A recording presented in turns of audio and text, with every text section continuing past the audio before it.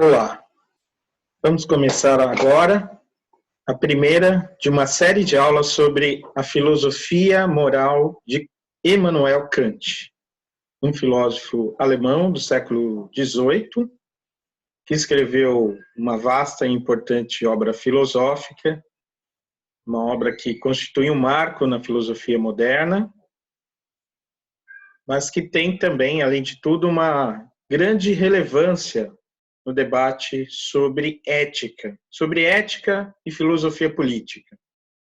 É um dos autores clássicos mais importantes para entender o debate contemporâneo sobre ética e justiça. Por isso, nós vamos dedicar ao pensamento ético de Kant algumas aulas nessa e na outra semana, antes da nossa primeira avaliação.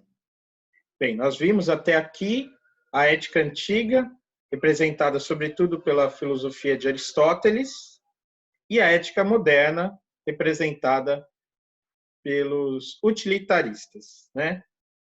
A ética de Kant também é uma ética da modernidade, surgiu no século XVIII como um fruto do iluminismo, no caso do iluminismo alemão, mas ela constitui um contraponto em relação ao utilitarismo. Nas aulas sobre o utilitarismo, eu tentei mostrar como o utilitarismo ele está ligado a toda a tradição da filosofia empirista britânica. A tentativa de buscar na experiência a justificativa para uma determinada teoria. O fundamento de uma teoria é a experiência. A teoria filosófica deve dar conta daquilo que acontece na experiência. O conhecimento é todo ele derivado da experiência. Então, não são aceitas ideias abstratas. Mesmo a ideia, a concepção de uma ideia inata é refutada pelos empiristas, como é explícito em John Locke. E nós temos toda uma tradição de pensamento que vai buscar justificar uma determinada tese científica na experiência. É claro que isso também leva a alguns problemas, porque a experiência não parece ser uma fonte tão rigorosa de conhecimentos. A experiência é variável. Se a experiência muda, a teoria tem que seguir o ritmo da experiência. Isso não dá à teoria nenhuma independência. E o conhecimento, nesse sentido, parece fragilizado, conhecimento puramente teórico.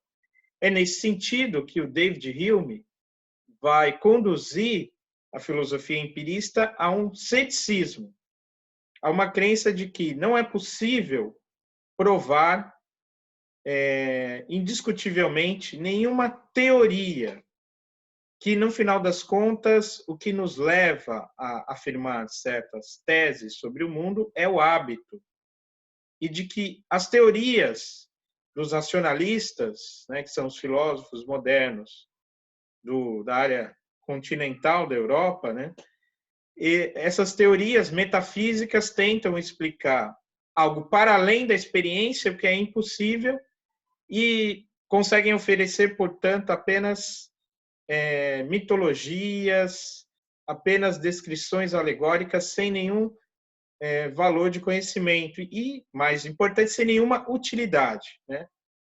Nesse sentido, o Hume e o seu ceticismo, ele vem abalar a crença nas teorias metafísicas que fundamentavam a visão de mundo cristã e racionalista da filosofia europeia na modernidade, retendo, de certa forma, ainda alguns princípios da teologia medieval e adaptando-os para o mundo moderno, a ciência moderna.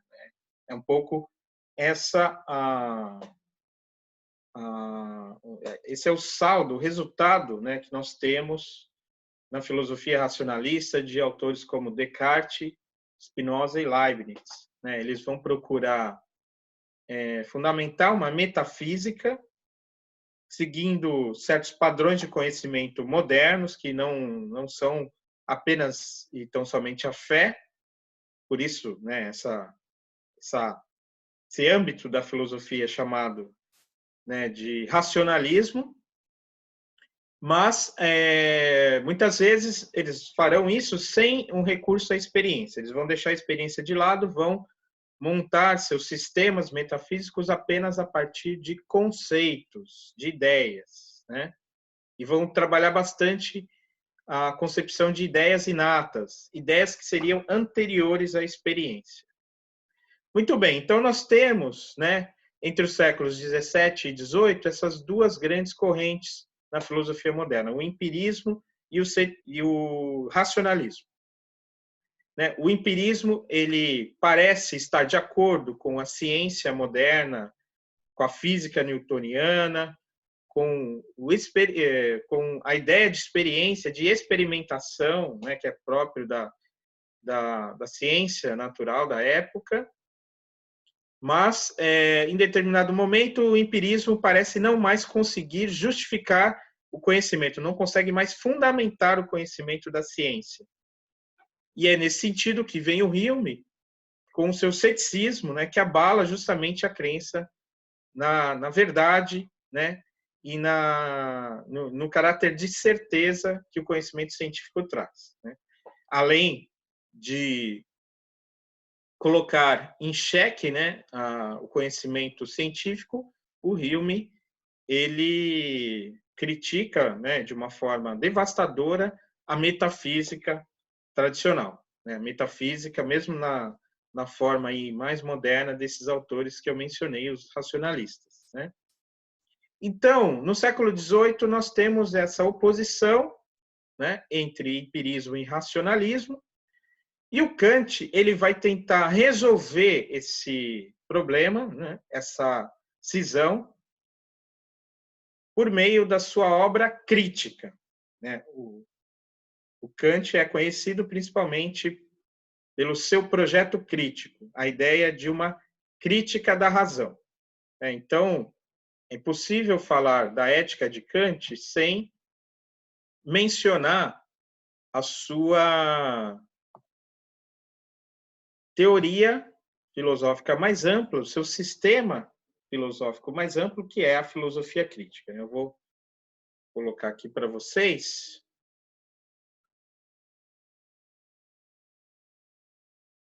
a tela sobre a filosofia crítica de Kant. Né? O Kant, que nasceu em 1724, né? Viveu até 1804, e depois de uma carreira como professor universitário, né, ensinando diversas disciplinas, como geografia, antropologia, ele se dedica ao estudo da metafísica, mas de uma perspectiva crítica, né, e revendo tudo aquilo que ele ensinava. Ele seguia um manual de metafísica que era baseado na filosofia do Leibniz, a partir de um autor alemão chamado Wolff, né?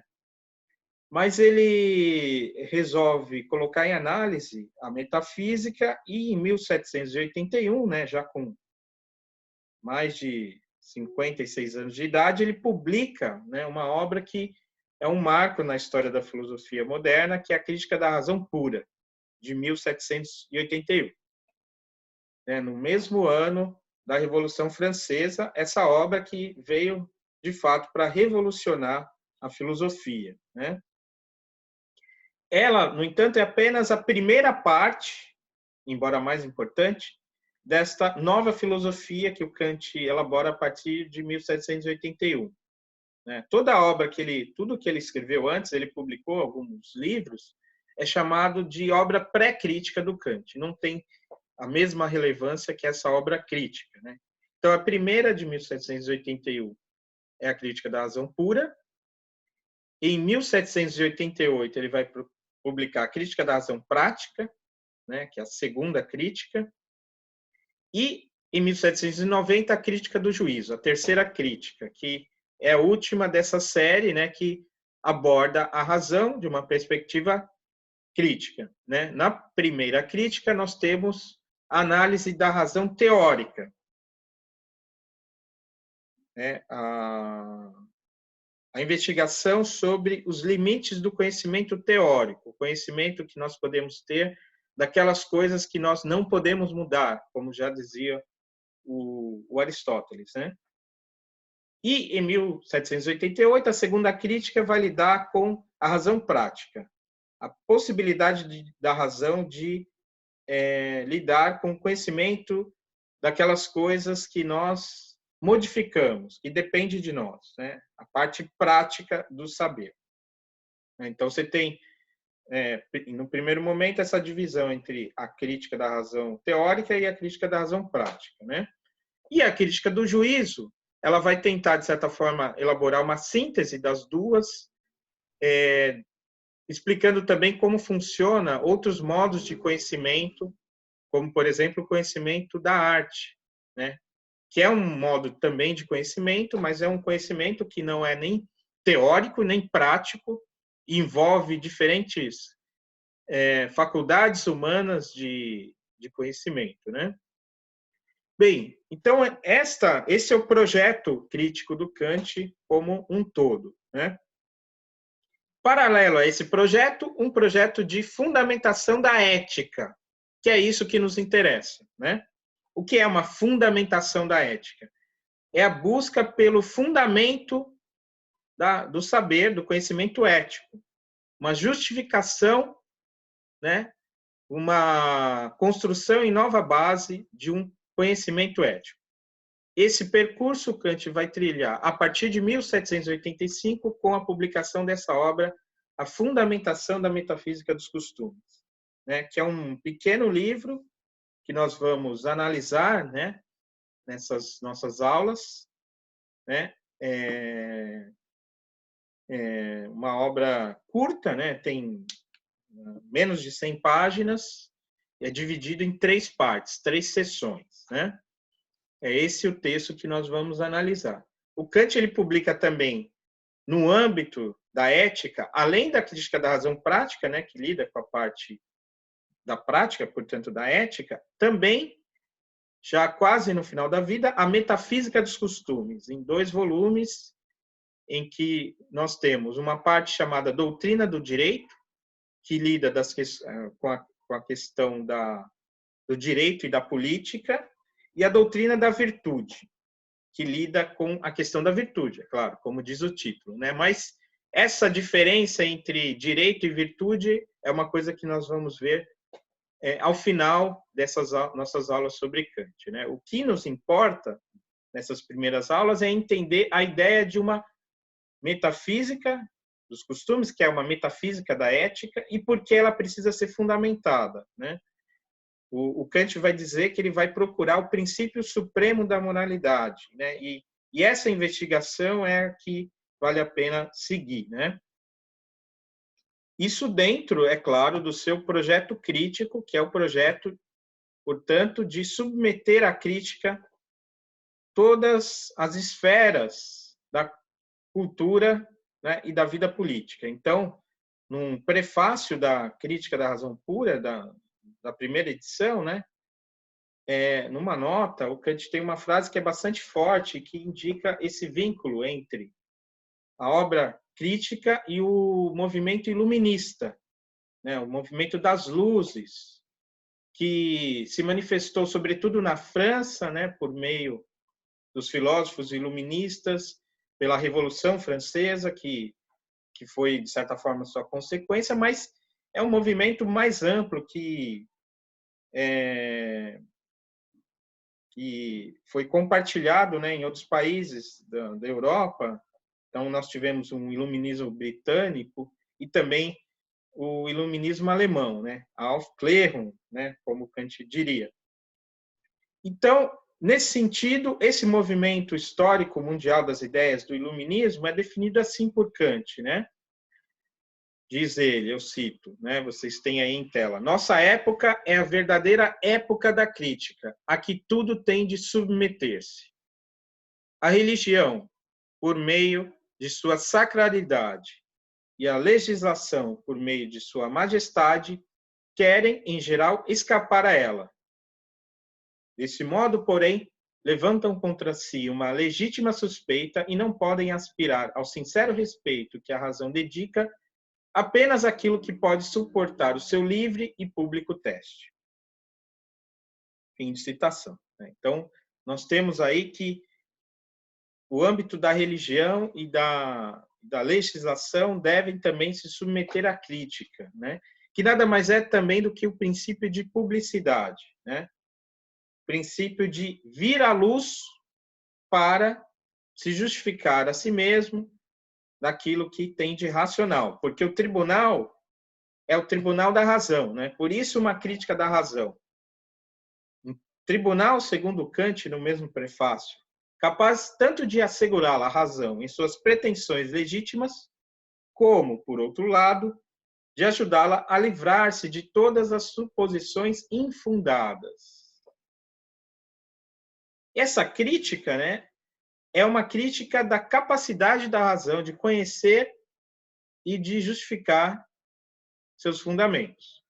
Então, Kant diz, eu entendo aqui, contudo, não uma crítica dos livros e sistemas, mas sim da faculdade da razão em geral, com vistas a todos os conhecimentos que ela pode tentar atingir, independentemente de toda experiência e, portanto, a decisão sobre a possibilidade ou impossibilidade de uma metafísica em geral e a determinação, sempre a partir de princípios, tanto das fontes como do começo e dos limites da mesma.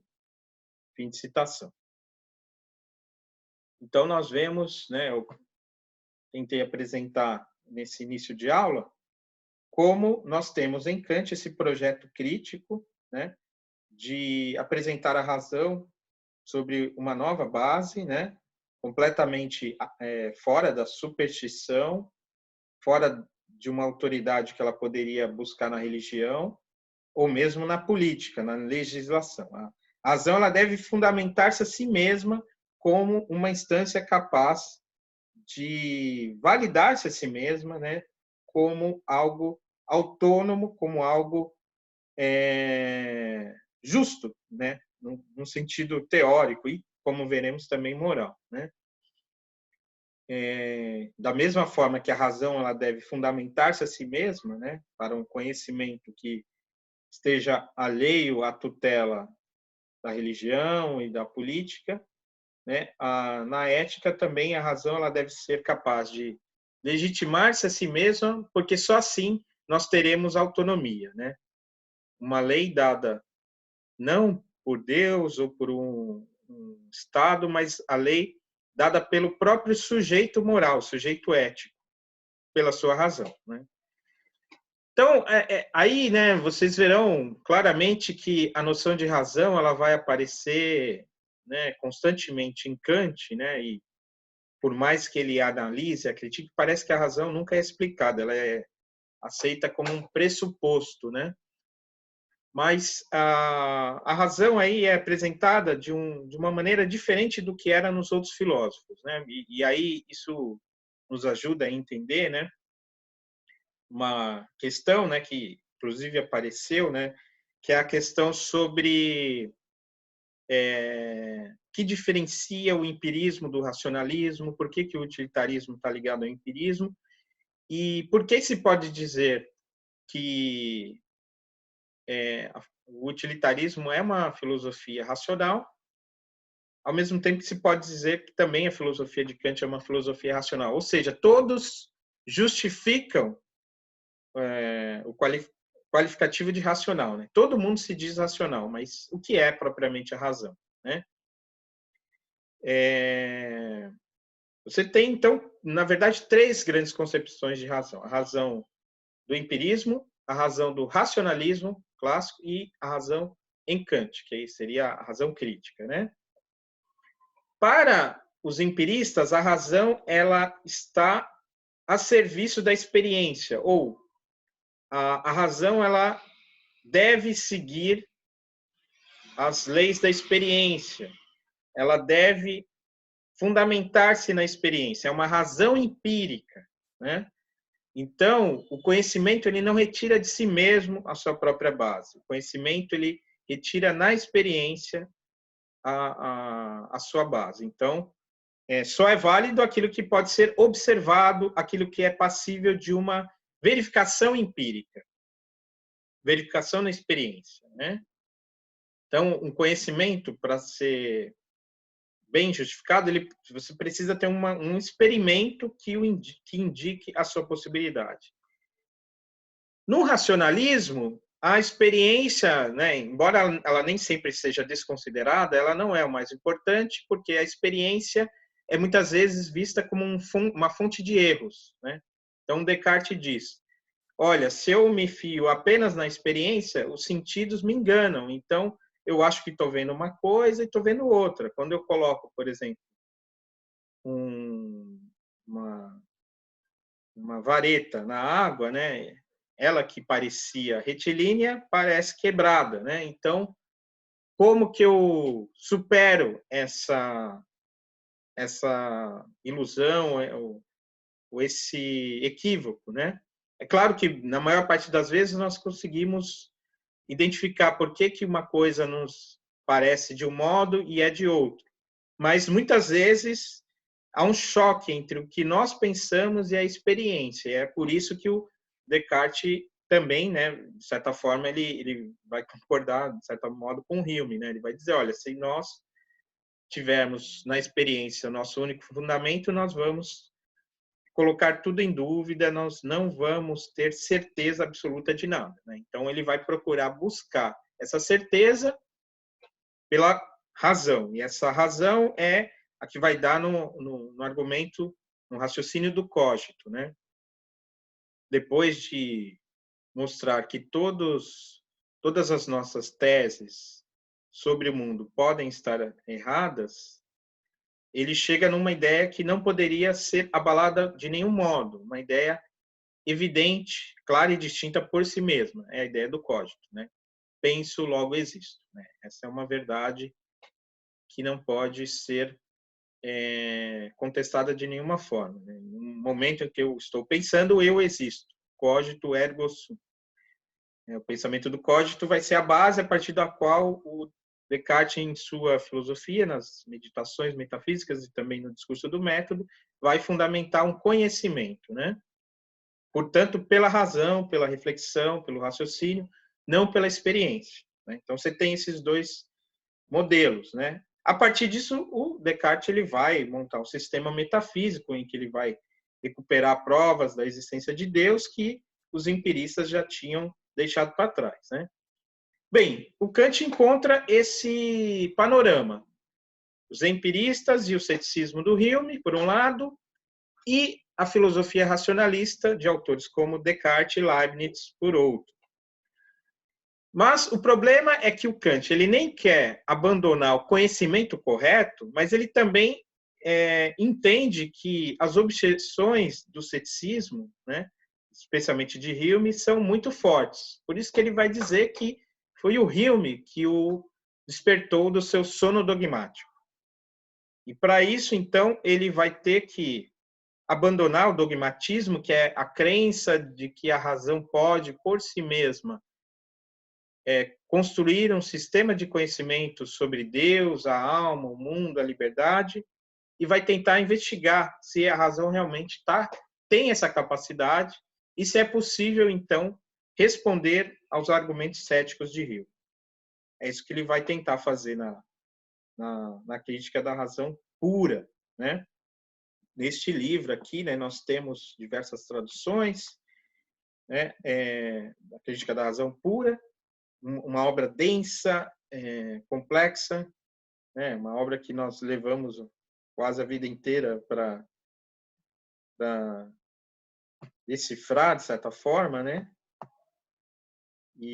Mas uma leitura que vale muito, muito a pena, claro, um estudo, né? Porque nós temos ali um mundo de conhecimentos, né? Mas o que nos interessa, né? Nós não vamos, é claro, e eu nem vou tentar passar para vocês um resumo ou alguma coisa parecida, mas o importante para nós é reter essa distinção entre razão teórica e razão prática, né?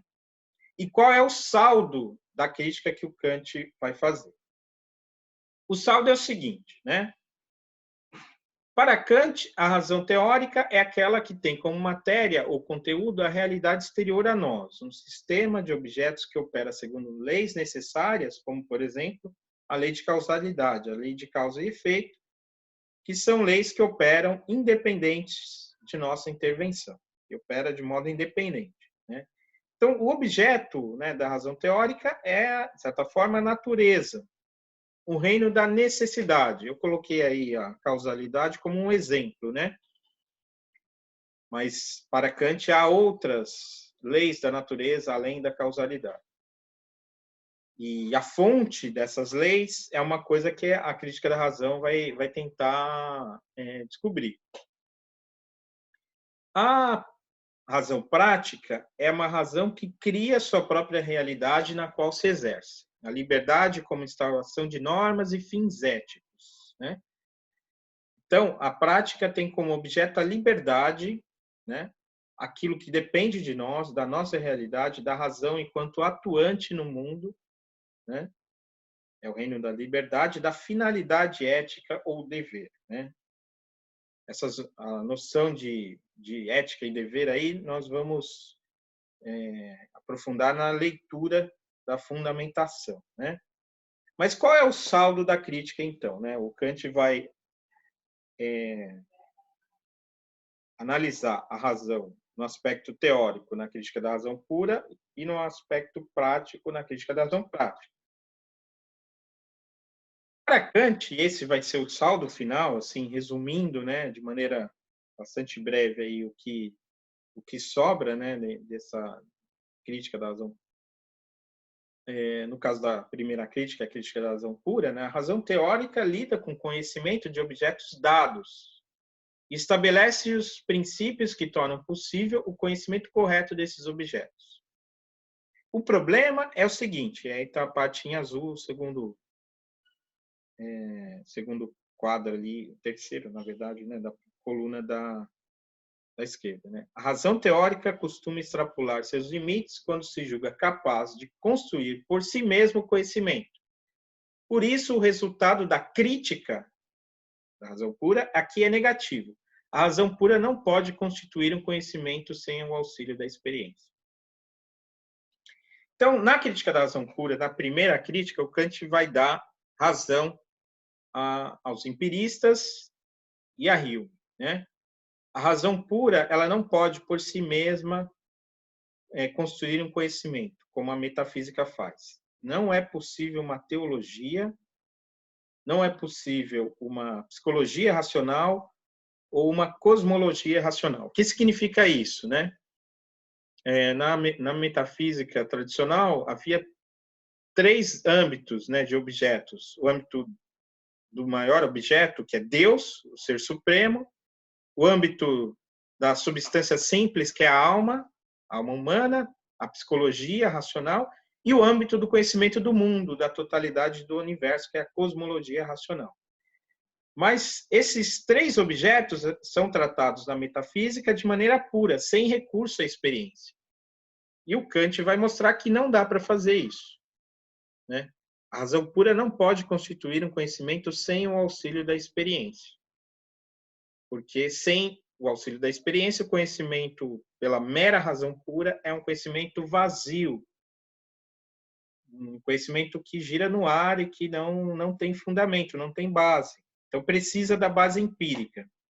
Mas o Kant vai mostrar que a base empírica, por si só, não é capaz de salvaguardar um conhecimento exato, correto e indiscutível das coisas. Para isso, é preciso o elemento a priori. Há no conhecimento um elemento anterior à experiência, que é o que lhe dá base e fundamento.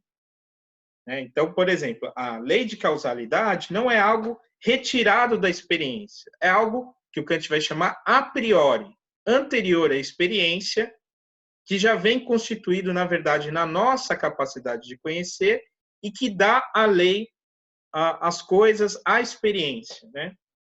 E é o jogo entre o puro a priori e o empírico a posteriori que vai dar num conhecimento, né? Que é o conhecimento próprio da ciência, das ciências naturais, especialmente, mas não é o âmbito da metafísica. E o Kant, então, vai descartar a metafísica. Não é possível uma teologia racional, nem uma psicologia racional, nem uma cosmologia. Ele vai tentar demonstrar na crítica da razão pura a impossibilidade de provar com argumentos racionais a existência de Deus, a fundamentar com conhecimentos racionais uma cosmologia e mesmo uma psicologia, ou provar, por exemplo, a imortalidade da alma. Ele diz, nada disso é possível. O conhecimento é possível apenas se voltado para a experiência. Então, o conhecimento é o conhecimento da experiência, o conhecimento das ciências, especialmente as ciências naturais. Né? Muito bem. Então, nesse sentido, a metafísica fica deslocada, né? E sem a metafísica, parece que a ética também fica sem fundamento, porque se não dá para provar a crença em Deus, né? Qual é a origem dos fundamentos morais, dos mandamentos morais, né? O Kant vai deslocar também a ideia de que a moralidade precisa de um fundamento, que seja Deus, né? Claro, nesse sentido ele também é moderno, como os utilitaristas, ele vai praticar, digamos assim, uma ética laica, uma ética que não se fundamenta em Deus, mas para isso ele tem que provar uma ideia de liberdade, né?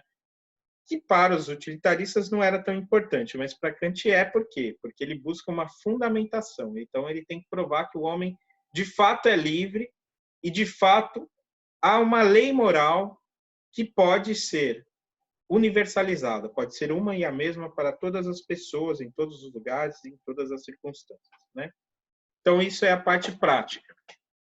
A prática, né, diz respeito a como devemos efetivar objetos de acordo com uma ideia ou uma concepção desses objetos. Ou seja, a parte prática da razão é aquela que cria a sua própria realidade, né? Então, o reino dos fins, o reino do dever, é criado pela razão prática, não é dado, né? Então, não vem da experiência, esse é o ponto. Então, a razão prática, né, o problema dela não é que ela precisa da experiência. Não. O problema dela é que ela se contamina com a experiência e ela perde sua autonomia. Então, para Kant, e esse será o saldo da segunda crítica, a razão prática costuma ser contaminada pela razão empírica, ou seja, a razão afetada pelas inclinações sensíveis, e por isso ela deve ser purificada. Aqui, portanto, o resultado é positivo. A razão prática deve ser pura, né? Então, você tem esse contraste. A razão teórica não pode ser pura, tem que recorrer à experiência. Senão, ela não concebe um conhecimento correto.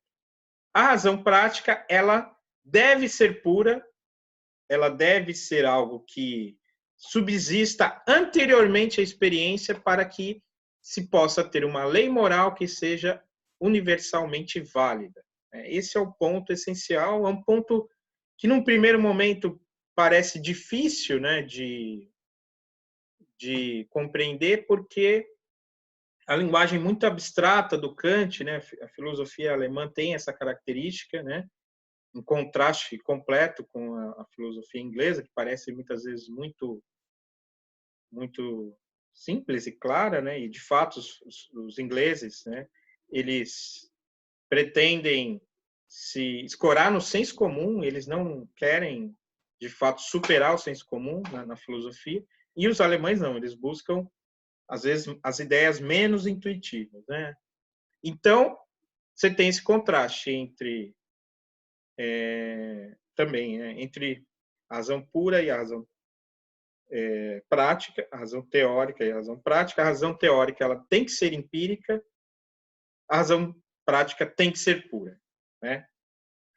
Então, nós vamos ver como essa ideia é explicada por Kant na Fundamentação da Metafísica dos Costumes, né? Esse texto que nós vamos ler, né?